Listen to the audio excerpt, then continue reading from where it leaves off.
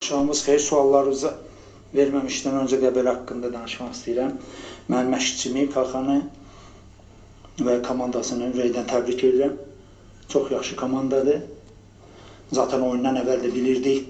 Uşaqlara da həddindən artıq nə qədər bu komandaya qarşı zaten burada oynamaq çətindir, Qəbələdə oynamaq çətindir. Bunu da birinci hissə görsətdi. Amma xüsusilə də bu komandaya qarşı o.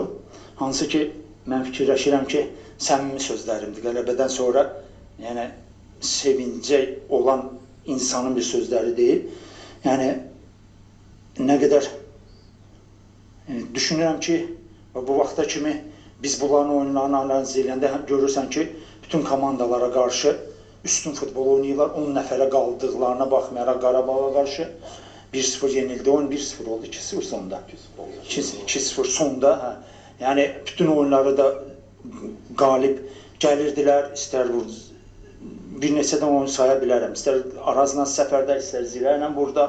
Yəni doğrudan da çox yaxşı komanda olmağa predindentdir. Yəni bu günləri məncə bu şəxs mənim işimdir, baş məşqçi qalxıb məndən yaxşı bilər, amma fikirləşirəm ki, o biraz keyfiyyət baxımından, keyfiyyət də oyuncu keyfiyyəti biraz təcrübə ilə də gələn bir şeydir. Həmən təcrübəyə bağlı bir keyfiyyətlə bağlı, yəni biraz da opit yığsalar bu komanda fikirləşirəm ki, bu günləri olduğu yerdə deyil, yuxarı yerlərdə əminəm ki, olacaq.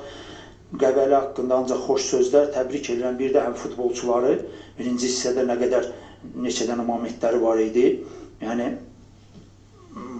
gördüyü işə halal olsun deyirəm, çox yaxşı komandadır. Biraz uzun danışacağım, yəni nə demək istəyirəm, yəni hər komanda meydançada, sözün əsl mənasında hər şeyi düz eləməyə çalışan komanda bu günlərdir. Bəlkə bunun qıraqdan baxanda sizə bilmirsiniz, amma bizim işimizdir deyə, çünki biz bunları futbolçularımıza göstəririk. Hər bir oyuncu nə etmək lazım olduğunu çox yaxşı bilir.